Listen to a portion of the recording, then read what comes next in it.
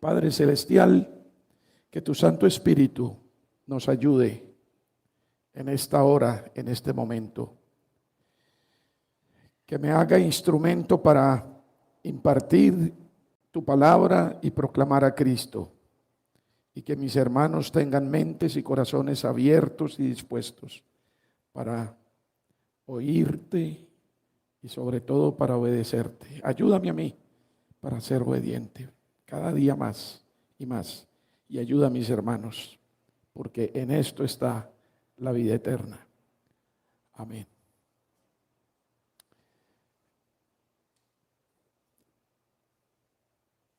Quizás Dios me permita hoy terminar esta serie de sermones que se generaron en Mateo 7. Y ustedes se acuerdan que el texto, en una de sus partes centrales decía: no todo el que me dice Señor, Señor, entrará en el reino de los cielos, sino el que hace la voluntad de mi Padre que está en los cielos. Y quiero hacer énfasis en el hecho de que el que hace.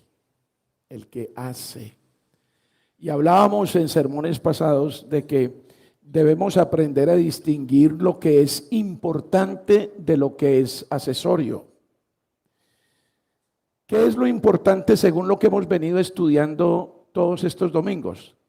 Obedecer. Esa es la esencia del cristianismo. No ninguna otra cosa.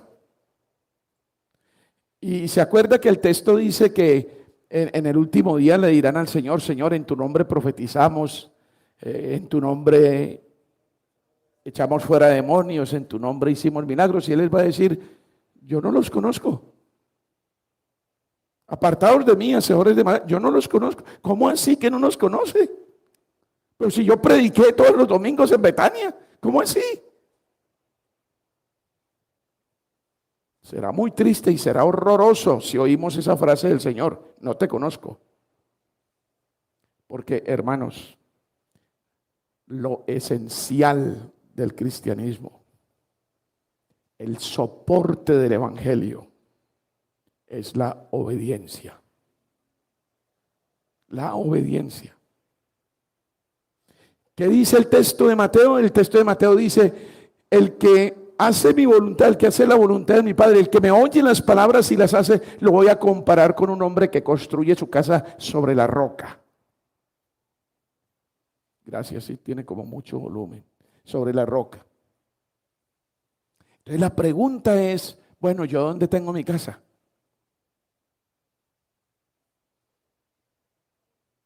Pero estas preguntas no tienen que quedarse en la retórica. Estas preguntas tienen que ir al corazón.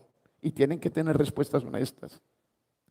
Porque no vale la pena insistir en que yo sea cristiano y que sí, que estoy bien, que te amo, te quiero, te adoro, eres muy bueno. Esa no es la esencia. Esa no es la esencia. Acuérdense en que el rey Saúl profetizó. ¿Y saben dónde está el rey Saúl? En el infierno. ¿Recuerdan que en el sermón pasado le dije quién echó demonios? Judas Iscariote. Él recibió esa potestad cuando fue comisionado. Él curó enfermos. ¿Y dónde está Judas Iscariote? En el infierno.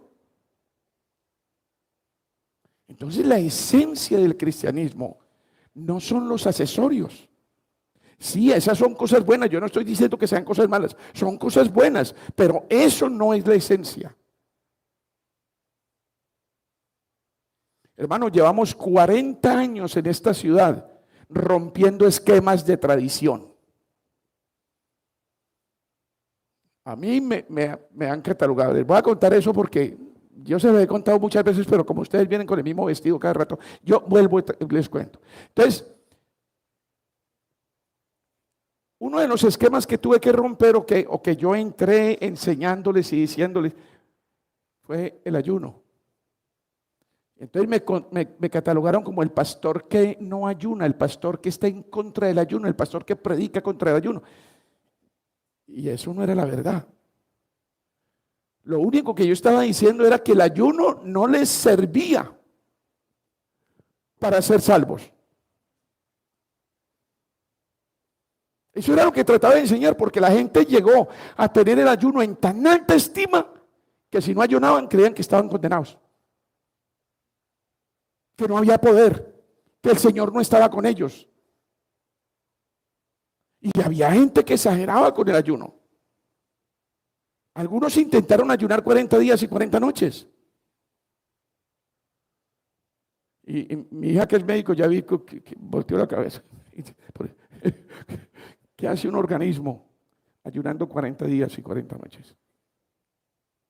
Eso era el Señor Jesucristo, que estaba en íntima y perfecta comunión con el Padre y no necesitaba alimento. Sin embargo, dice la Escritura que cuando terminó, sintió hambre. Por eso vino la tentación del demonio y le dice: ¿tienes hambre? ¿Estás en el desierto? ¿No hay tiendas aquí cerquita para ir a comprar pan? Pues vea que hay piedras, conviértelas en pan. Y Cristo bien pudiera haber dicho: ven piedra para acá que te voy a comer enseguida. Pero él no le obedeció al diablo. Él no estaba aquí para hacer la voluntad del diablo. Él estaba aquí para hacer la voluntad de Dios, y fue cuando le contestó con la Escritura, con un versículo de Deuteronomio: no solo de pan vivirá el hombre, sino de toda palabra que sale de la boca del Señor. Palabra, palabra, obediencia, eso es lo esencial. Y saben que también estuvimos en los sermones hablando del famoso sueño de Nabucodonosor, ¿se acuerdan? ¿Qué fue lo que soñó Nabucodonosor? Una estatua enorme, grandísima, que tenía cabeza de oro, que tenía en el pecho plata y que tenía, ¿qué más era? Bronce y en los pies tenía hierro y barro. Y entonces dice el texto de Daniel, dice que apareció una piedra no cortada por manos de hombres que vino y chocó contra esa estatua y la desmenuzó. Y hemos venido estudiando que esa piedra es Cristo, que Él es la piedra angular. Y cuando entonces en Mateo nos dice que la persona que oye la palabra y la hace es comparado con una persona que construye sobre la roca, no está diciendo otra cosa sino una persona que construye sobre Cristo. Sobre Cristo. Desafortunadamente los hombres hemos hecho del evangelio la cosa más complicada del mundo, y es la cosa más sencilla. Leímos hoy en la penitencia, San Juan 3:18, el que no cree ya está condenado. Punto, sencillo, claro. No le busque más nada. Necesitamos traer un teólogo de esos de por allá de Westminster para que venga y nos explique eso, o lo entendemos. El que no cree ya está condenado. Ahí no dice el que no canta, ya está condenado. Ahí no dice el que no se pone de pie, ya está condenado. Ahí no dice el que no se arrodilla, no está condenado. No, no dice eso. Dice el que no cree. Dice, pero el que cree, ¿qué cosa?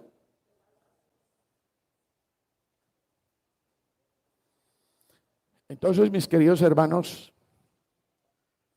todo caerá. Todo se desmenuzará. Pero la piedra no cortada por mano humana permanecerá para siempre. ¿Y sabe quién es esa piedra? Jesucristo. Vayan a 1 Corintios capítulo 10, versículo 4. 1 Corintios capítulo 10, versículo 4.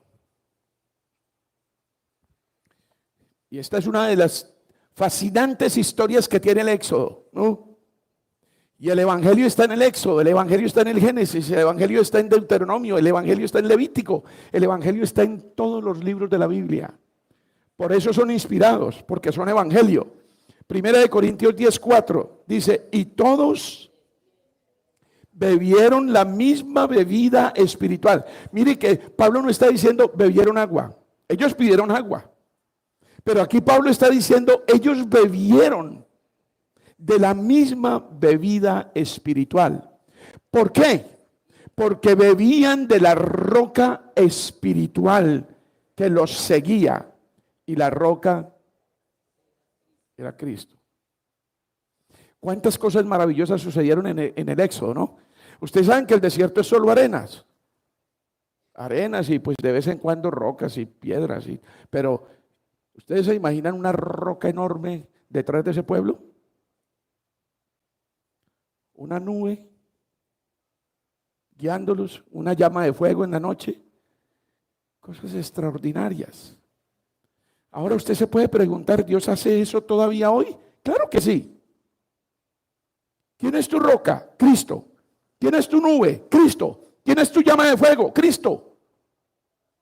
El problema, mis queridos amigos, es que no nos queremos convencer que el faro está en la palabra de Dios. Queremos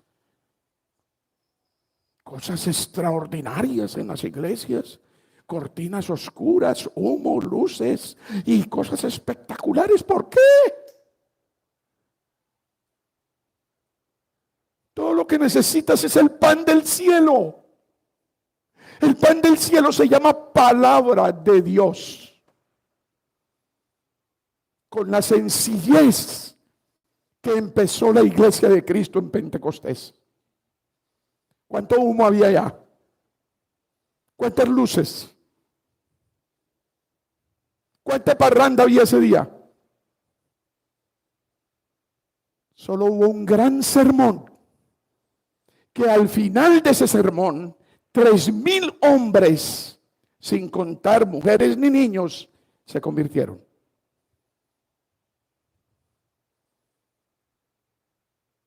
El poder de la palabra.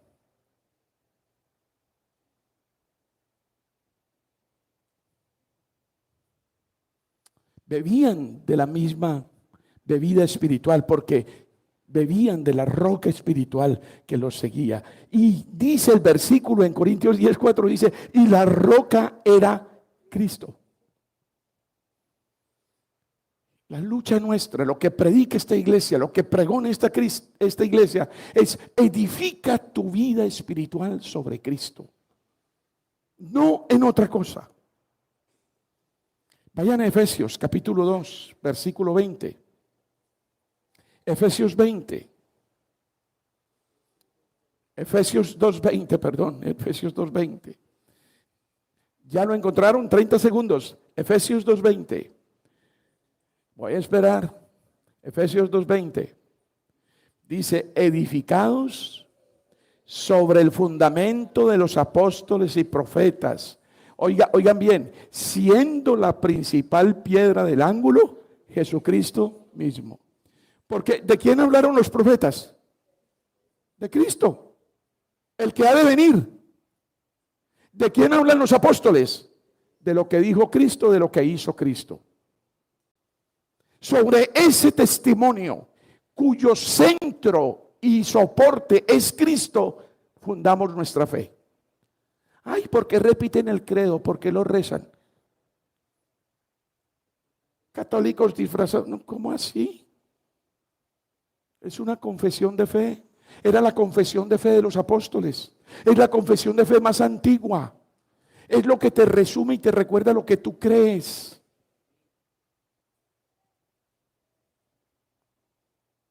Recuerden que la Biblia es una para todos los que nos llamamos cristianos de la denominación que seamos.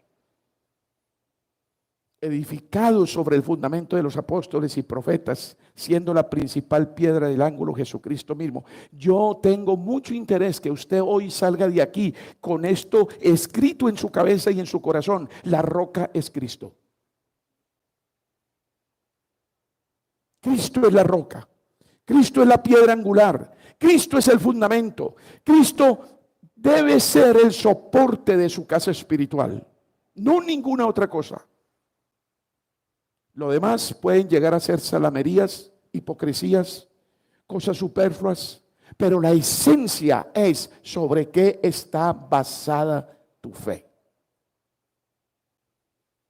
Sobre Cristo. ¿Y cómo vas a saber de Cristo? Vea la palabra. Todo está en la Biblia. La Sagrada Escritura es suficiente. Todo lo que necesitas amar es la Escritura. ¿Qué pasará con la casa del que edifica sobre la roca? ¿Se acuerdan el texto? ¿Se acuerdan? Descendió la lluvia, vinieron ríos, soplaron vientos, ¿y la casa qué? No cayó. Porque estaba fundamentada ¿sobre qué? Sobre la roca. En cambio, cuando su casa está cimentada, no está cimentada, cuando su casa está colocada sobre la arena, cualquier brisita la tumba, la desentecha, la descuadra, la arruina. Y ustedes distinguen muy bien entre una casa bien hecha y una casa no bien hecha. Ahora, mis queridos hermanos, el asunto de un cimiento verdadero, de una roca, no es cercanías, amistad, intimidad, tratos amables, emociones, sentimientos. Eso no es. La esencia de una edificación sobre la roca es la obediencia. Sacrificios no quiero, dijo el Señor. Estoy harto de holocaustos. Lo que yo deseo es que me obedezcan. ¿Ustedes creen que yo los engaño? ¿Ustedes no le creen a mis 47 años de pastor? ¿Ustedes no creen que yo investigo, que leo, que estudio, que me pregunto continuamente, Señor, estoy enseñando lo que es tuyo, tu verdad? ¿Ustedes creen que no tiemblo sabiendo que ustedes son más o menos 120 almas que yo conduzco en esta tierra y por las cuales tendré que responder? ¿Ustedes piensan que eso es fácil? Lo único que he hecho durante 47 años es confrontarme y confrontar a la gente con la palabra de Dios. Y unos me aman por eso, pero otros también me odian. Porque esa es la vida. Los que son de Cristo oyen, los que no son de Cristo repudian. Pero pueden ver ustedes mi amor pastoral en esta preocupación, en este deseo. Pastor, es que es mucha cantaleta. Pastor, usted se pone bravo. No, yo me emociono, que es otra cosa. No estoy aquí enojado con nadie. Si hay alguien que merece que yo me enoje, es conmigo mismo, porque no predico mejor. Pero los amo con todo mi corazón. Hoy lloro ahí con Tatiana por la mañana, de mirar a esa mujer como estaba de dolida por la muerte de su mamá. Pero lo que más me conmovía es que yo soy testigo que Tatiana fue una excelente hija. No descuidó a su mamá un día en su enfermedad.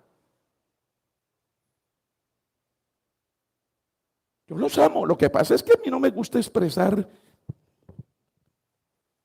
esas meloserías. Me las guardo para mi esposa y para mis hijas. Quisiera abrazarlos a todos, quisiera besarlos a todos, pero les hablo con el corazón y quiero predicar con el corazón todos los días de mi vida hasta el día que me muera.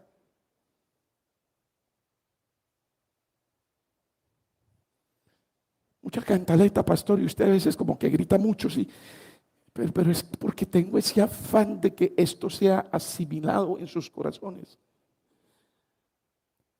Les voy a contar otra historia que ya algunos la han escuchado, pero como yo me gusta repetir. Entonces, había un pastor que siempre predicaba la gracia.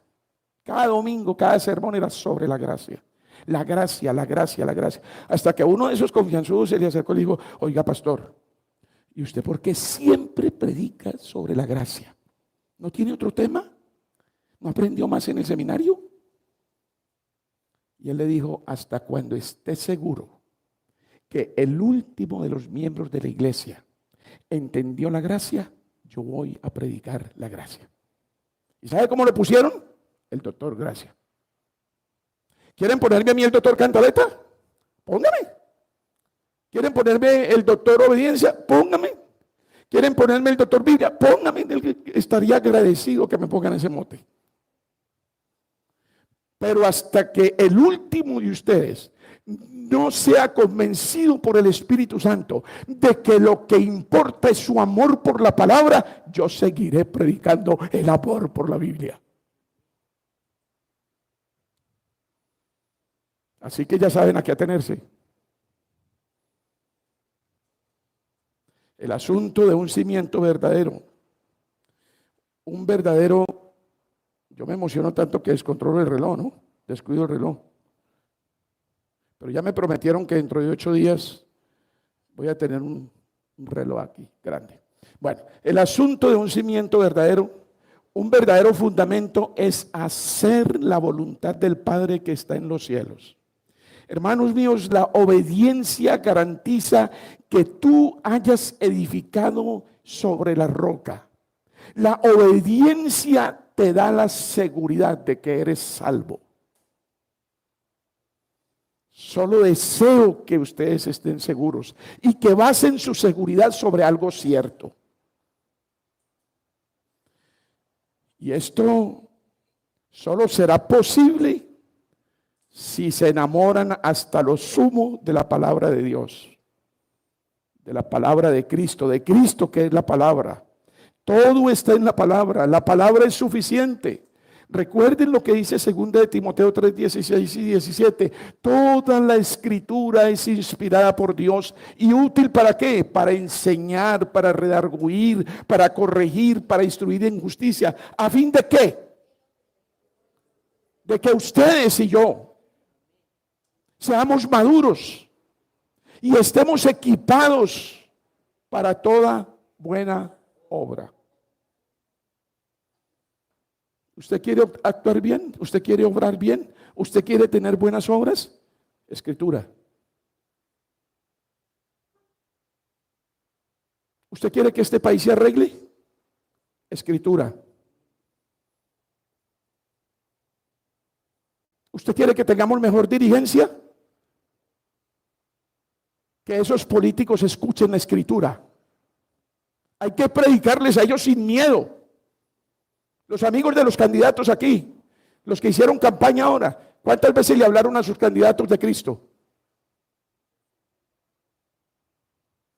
Espero que Luz, que está ahí alegando, no sé qué está diciendo, ojalá que lo haya hecho.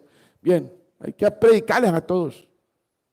Si quieren cambios, escritura. Vayan a Lucas capítulo 20. Lucas, no dije locas, dije Lucas. Lucas capítulo 20, versículos 17 y 18. Venimos en el contexto del Señor que plantó la viña, ¿no es cierto? Y mandó a sus trabajadores para controlar la viña y los aporrearon, los apalearon, los mandaron por otra parte, hasta los mataron, ¿no? Y mandó al hijo y dijo, no, yo creo que a mi hijo sí lo respetan, y al hijo también lo mataron, una figura de Cristo, ¿no? Entonces, estamos en ese contexto. Lucas 20, versículo 17. Pero él, mirándolos, dijo, ¿qué pues es lo que está escrito? La piedra, y quiero que vean eso con mayúscula, la piedra que desecharon los edificadores ha venido a ser cabeza del ángulo. Él está citando ahí el Salmo 118, 22. Sí. El versículo 18 dice, y todo el que cayere sobre aquella piedra será quebrantado, mas sobre quien ella cayere, ¿lo qué? Dos cosas hace la piedra, dos cosas hace la roca. Uno, quebranta, y dos, desmenuza. Derriba ídolos con pies de barro. Y sabe una cosa, hermano, no se vaya buscando ídolos con pies de barro muy lejos. Usted puede ser su propio ídolo con pies de barro. Usted puede ser el que se cree la gran cosa, el superman o la superniña, el que todo lo puede y el que todo lo logra y el que tiene todas las soluciones y todos los caminos arreglados. Quiero que me entiendan los que hemos tenido la experiencia de conversión con lágrimas. Hace muchos años yo lloraba y lloraba y lloraba y no sabía por qué lloraba. Pero lloraba y lloraba a mares. Casi ni podía respirar y lloraba y lloraba. Y yo decía, pero ¿por qué estoy llorando? ¿Sabe por qué? Había caído sobre la roca. Estaba quebrantado por el milagro del Espíritu Santo en mi vida. Y estaba triste de haber perdido mis 27 años de juventud en otras tonterías. Entre ellas, 7 años en el seminario. Que no todo fue perdido. Dios me llevó por allá por alguna razón. Él siempre nos lleva a desiertos por un propósito. Pero los que han experimentado con lágrimas el encuentro íntimo y personal con Cristo, sabemos de qué está hablando aquí. La roca quebranta cuando caemos encima de ella. Pero cuando ella cae encima de nosotros, destroza, pulveriza, destruye, aniquila. Por eso dice la palabra, dice, no le tengan miedo a los que pueden matar el cuerpo.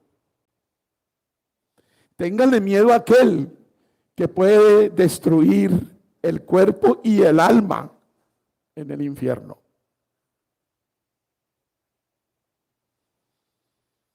Vamos a Hechos de los Apóstoles.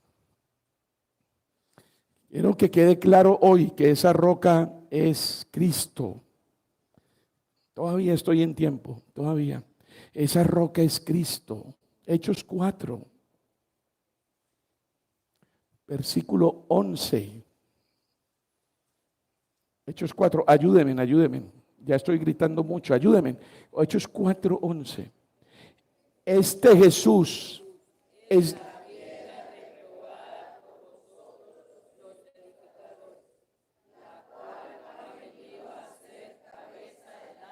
¿Quién es la roca? ¿Quién es la roca? Bueno, y miren lo que dice el 12. Dice, y en ningún otro hay salvación, porque no hay otro nombre bajo el cielo dado a los hombres en que podamos ser salvos. Porque el único que es la roca es Él. Primera de Corintios 3:11. Dice, porque nadie puede poner otro fundamento que el que está puesto, el cual es Jesucristo. Romanos 9:33. Como está escrito, he aquí pongo en Sión piedra de tropiezo y roca de caída, y el que creyere en él no será avergonzado. Y esta es la sencillez y la claridad del evangelio, hermanos. Quiero que me acompañen en San Juan 3:18. San Juan 3:18. Ustedes lo saben de memoria, pero vamos a repetirlo una vez más. Vamos a repetirlo una vez más, rápidamente. 3:18. El que en él cree no es condenado, pero el que no cree ya ha sido condenado porque no ha creído en el nombre del unigénito Hijo de Dios. Ahora una pregunta. ¿Usted puede ser evangélico y no creer? Claro que sí. ¿Usted puede ser reformado y no creer? Claro que sí. Usted puede estar en cualquier religión cristiana, en cualquier denominación cristiana y no creer. Es más, ¿yo puedo ser predicador y no creer? Claro que sí.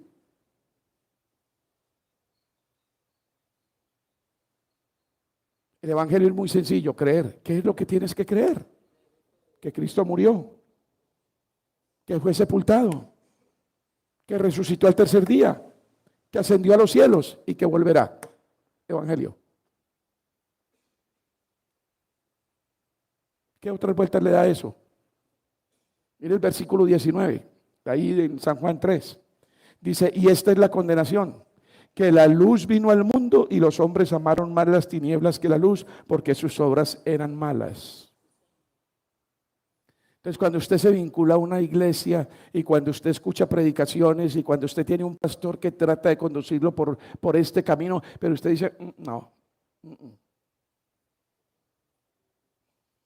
así no es. Tengo mis dudas. No estoy de acuerdo. Al que duda, todo le es pecado. Ahora, tiene que establecer con verdad y con certeza si su pastor ha sido instituido por Cristo o no. ¿Y cómo va a saber eso? Por sus frutos los conoceréis. ¿Y qué estudiamos nosotros aquí hablando de los lobos? El que te pone la vida fácil.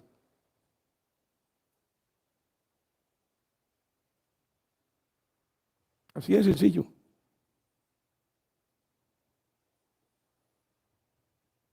Y esta es la condenación, que la luz vino al mundo y los hombres amaron más las tinieblas que la luz, porque sus obras eran malas. El problema suyo no es saber si su pastor le está diciendo la verdad o no. El problema suyo es saber si el pastor está pronunciando palabra de Dios o no. Ese es el problema. Pero una vez que usted establezca que le están dando palabra de Dios, cuidado. Porque cuidado, rechaza la luz. Cuidado, se resiste a la luz, porque rechazar la luz y resistir la luz es característica del inconverso. Versículo 20. Porque todo aquel que hace lo malo aborrece la luz y no viene a la luz para que sus obras no sean reprendidas. Versículo 21. Mas el que practica la verdad viene a la luz para que sea manifiesto que sus obras son hechas en Dios. Y salten al 36, salten al versículo 36. Dice, el que cree en el Hijo tiene vida eterna, pero el que rehúsa creer en el Hijo no verá la vida, sino que la ira de Dios está sobre él.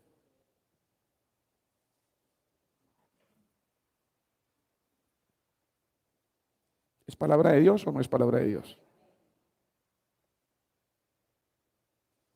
¿Yo la necesito? Pues claro, yo soy el primero que la necesito. Yo les he dicho muchas veces, si el sermón no me toca a mí, si el sermón no me redarguye, el sermón no sirve. No funciona.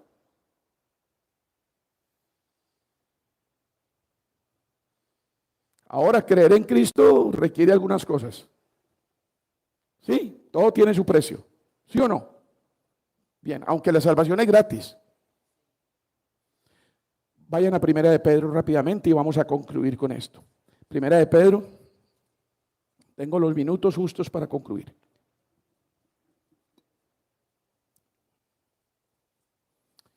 Primera de Pedro 2.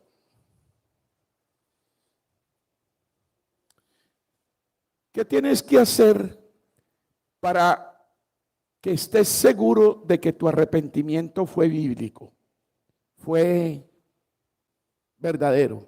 Miren, si una persona embriagada, bien embriagada, mata al amigo porque se enojaron y pelearon y tenía un revólver y le pegó un tiro, y el otro amanece en el calabozo, esposado, detenido, acusado de homicidio en primer grado, y el tipo comienza a llorar, yo ¿qué hice? ¿Qué fue lo que me pasó a mí? Ahora ¿cuántos años me irá a meter el juez? ¿Y qué va a hacer de mi esposa y de mis hijos? Y comienza a chillar. Él tiene remordimientos, él no está arrepentido. Él está mirando las consecuencias de lo que hizo. Y ahora las está midiendo, ahora que está en sano juicio y en Guayabao. El verdadero arrepentimiento es aquel que dice, ofendí a un Dios tan bueno, a un Dios que me ama, a un Dios que es recto, a un Dios que tiene paciencia conmigo, a un Dios que no me castiga como lo merezco. Ese es el verdadero arrepentimiento.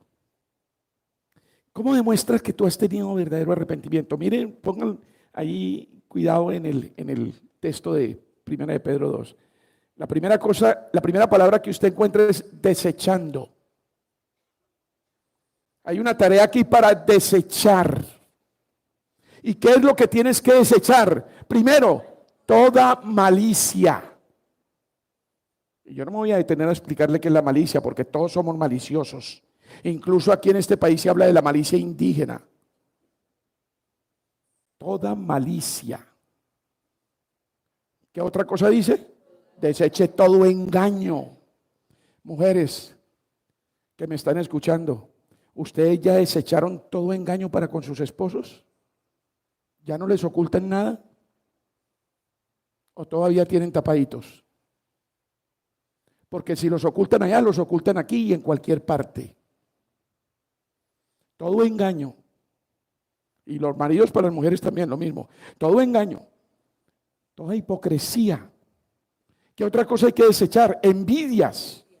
Y todas las detracciones. ¿Qué es una detracción? Es toda clase de robo. Es toda clase de defraudación que pueda existir. Todas las detracciones. Si nosotros estamos luchando por desechar eso, con la ayuda de Dios y la gracia del Señor y la obra del Espíritu Santo en nosotros, entonces nos habremos arrepentido de verdad. Y cuando estemos arrepentidos, viene el mandamiento para cumplir. Versículo 2. Desead. Imperativo.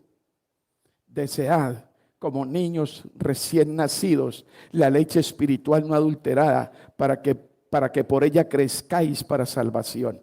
Ahora, no me vayan a decir que ya, entonces, pastor, usted nos critica que porque tomamos leche cada 8 días. Es que el texto es completamente diferente. Aquí lo que está diciendo el texto es que deseen la palabra como un bebé desea el seno de la mamá. Las cosas más gloriosas que ustedes pueden haber vivido, si es que no lo vivieron, es ver cómo un bebé hambriento busca el seno de la mamá. Eso es algo extraordinario. Desesperado la mamá pobrecita y tratando de sacar rápido el seno y el chico que no se aguanta. De la misma manera, ustedes deben aprender a desear la palabra de Dios. Voy a poner la alarma para levantarme para el trabajo a las 5 de la mañana. Uy, pero hay que leer la Biblia. Entonces, 4:30.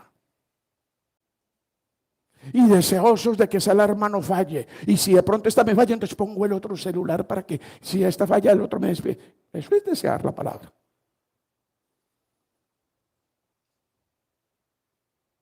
Hermanos, ¿cuándo se acuerdan ustedes? ¿O cuándo sacan el tiempo? ¿O cuándo se programan para la palabra? Desead como niños, porque si no os hacéis como niños, no entraréis en el reino de los cielos. Desead para que crezcáis. Y el versículo 3 dice, si es que habéis gustado la benignidad del Señor. Y habría mucho más que decir, pero me gusta respetar mis horarios, porque quiero que algún día ustedes también sean cumplidos y lleguen aquí a las 10:20, para que a las 10:30 Nicolás no tenga que volver a regañarnos y a decir, vea, este es el preámbulo, estamos aquí para orar, para meternos ya en la cabeza en lo que estamos haciendo. 10:20, aquí, la meta para llegar a la iglesia, 10:20. Y verán que la bendición de Dios va a ser sobrecogedora. Va a ser sobrecogedora. Mucho más, no pude acabar hoy, tocó otro domingo. Pero la idea es, ¿quién es la roca? Cristo, Cristo. ¿Me quieren dar el gusto? ¿Cantamos un himno antes de terminar el sermón? ¿Sí? ¿Sí? ¿Improvisamos o no? ¿Está lista? Entonces, Cristo es la roca. ¿Sí? ¿Cuál es la movidita? ¿Cristo es la roca? ¿Qué himno es? Jesús es la roca de mi salvación. Vamos a cantarlo con entusiasmo. Ahora, si canta sentado no hay problema, ¿no es cierto? Pero para que descansemos un poco, pongámonos de pie y vamos a cantar con todo entusiasmo. Y esto no quiere decir que cambia la naturaleza del canto. Es lo mismo, Dios lo recibe si usted está de pie o está sentado, pero vamos a cantar de pie esta vez. Estiremos las piernas, pongámonos en forma y dispongamos el corazón y la mente para cantar con entendimiento la palabra de Dios. 152 en sus himnarios, 152. Y estoy terminando con horario.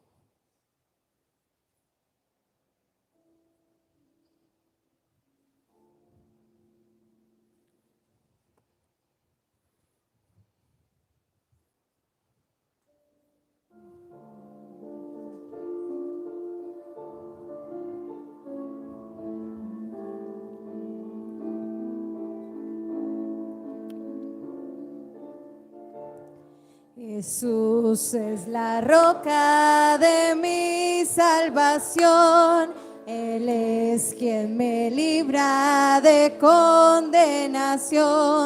Jesús es mi fuerte, mi gran protector.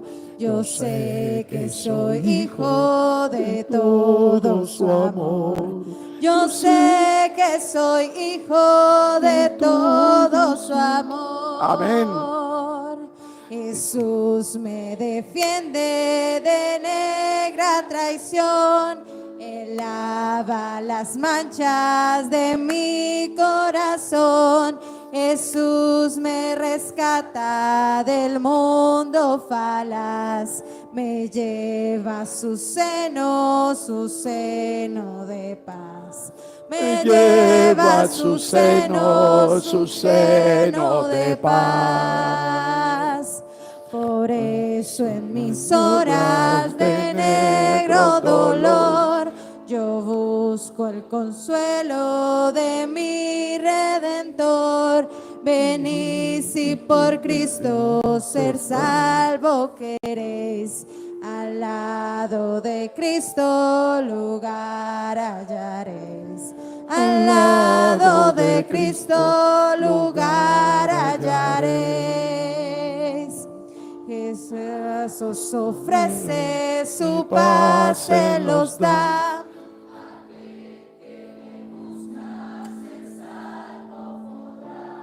Yo fui mucho tiempo esclavo del mal, mas hoy Jesucristo me dio libertad. Mas hoy Jesucristo me dio libertad.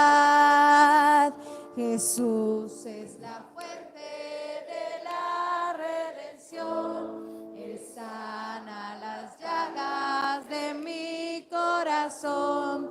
Él sana al leproso, al ciego da luz.